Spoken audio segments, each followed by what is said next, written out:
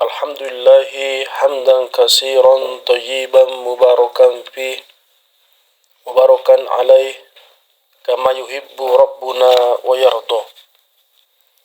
Ashhadu an la ilaha illallah wahdahu la syarika lah wa ashhadu anna Muhammadan abduhu wa rasuluh.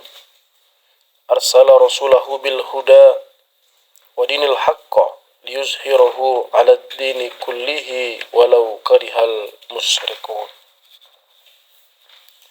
Allahumma salli wa sallim ala nabiyyina Muhammadin wa ala alihi wa sahbihi wa man tabi'ahum bi ihsanin ila yaumil qiyamah.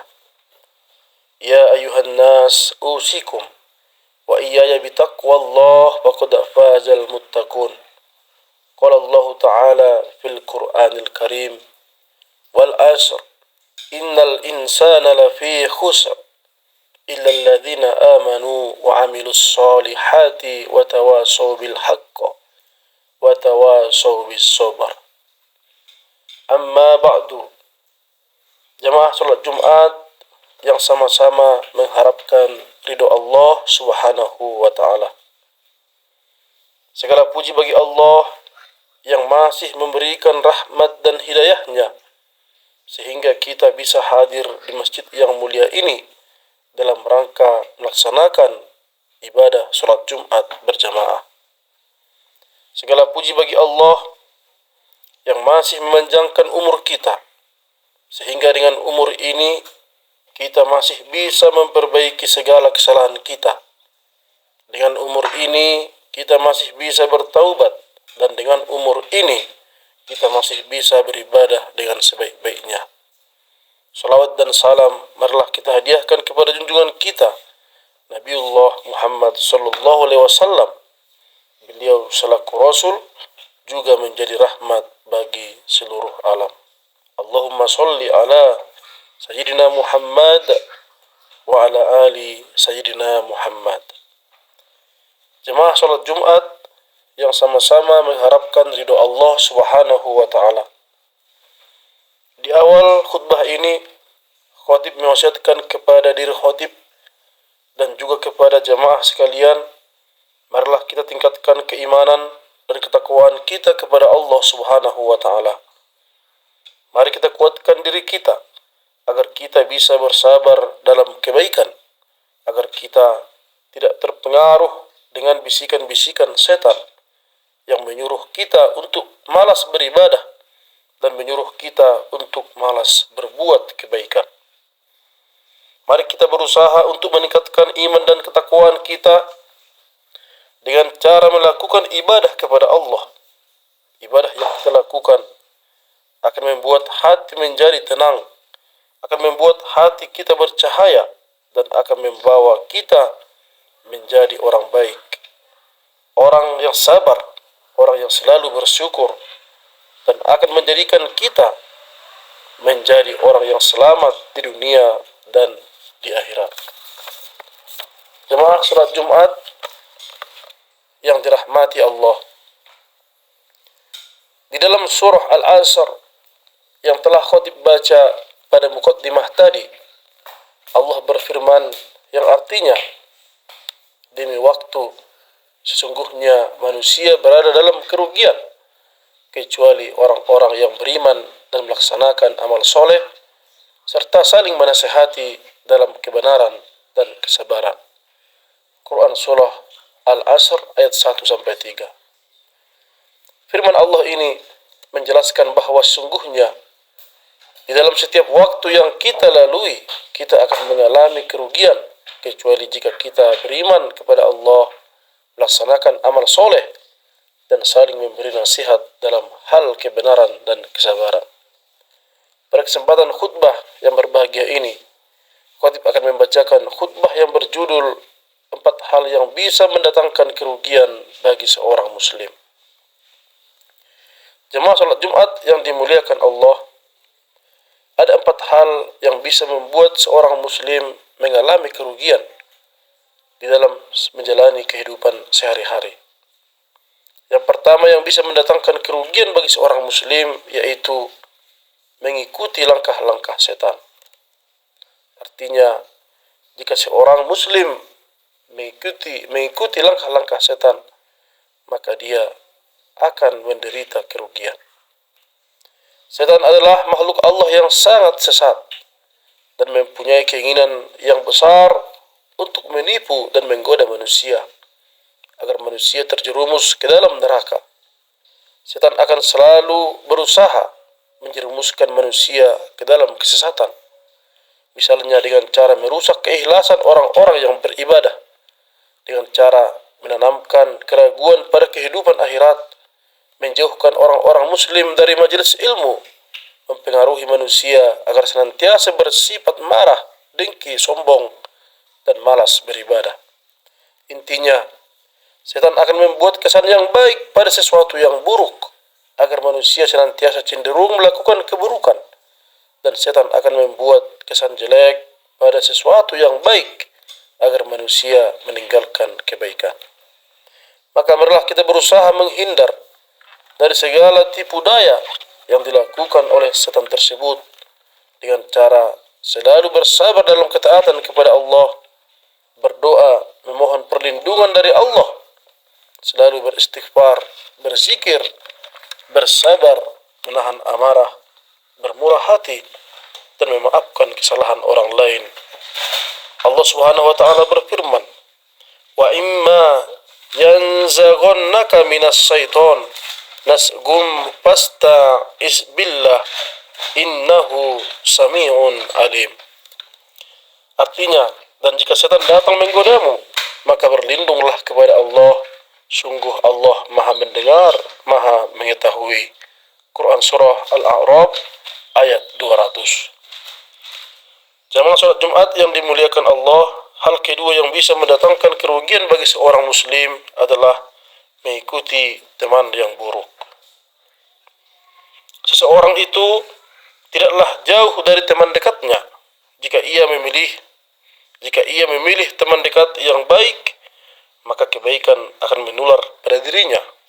Sebaliknya, jika ia memilih teman dekat yang buruk, maka ia pasti akan tertular keburukannya.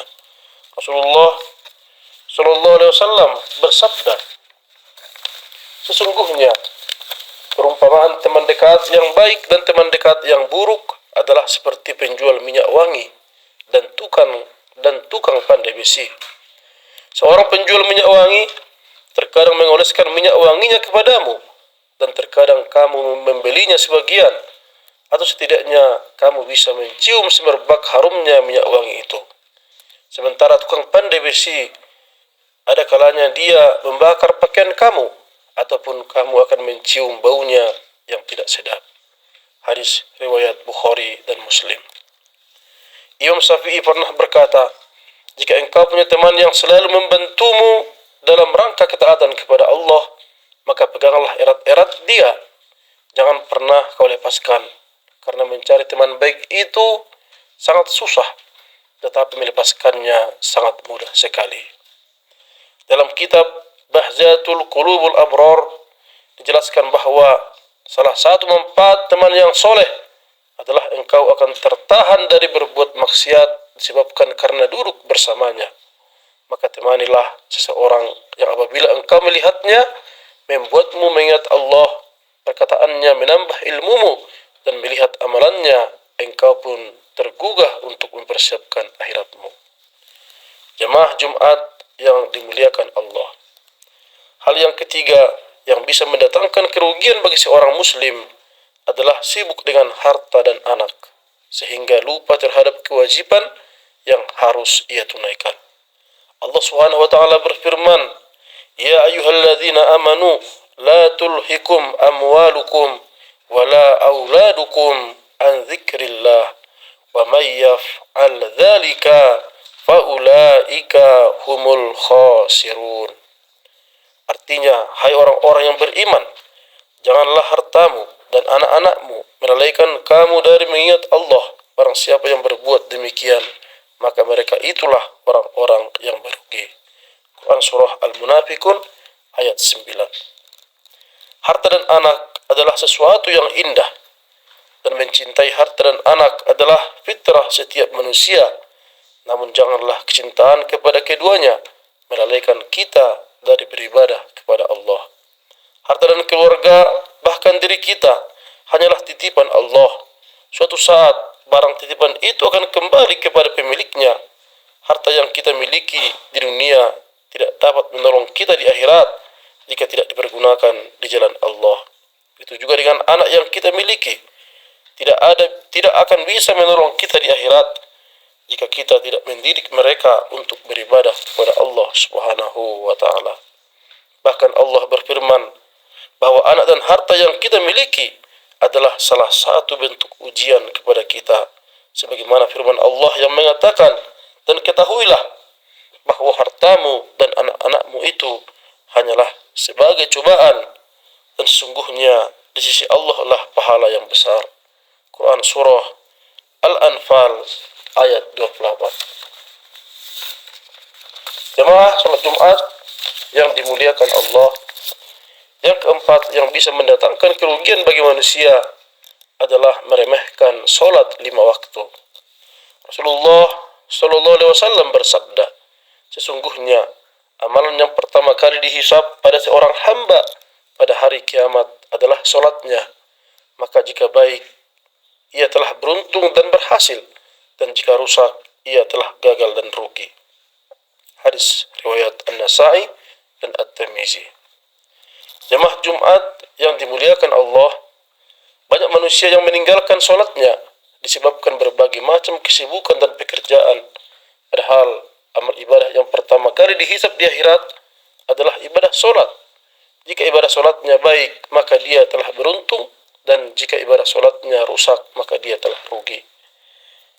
Mari kita sadari bahwa jika kita masih melaksanakan solat, maka sesungguhnya kita masih punya peluang untuk masuk surga. Tapi jika kita meninggalkan solat, maka sudah pasti kita akan masuk neraka.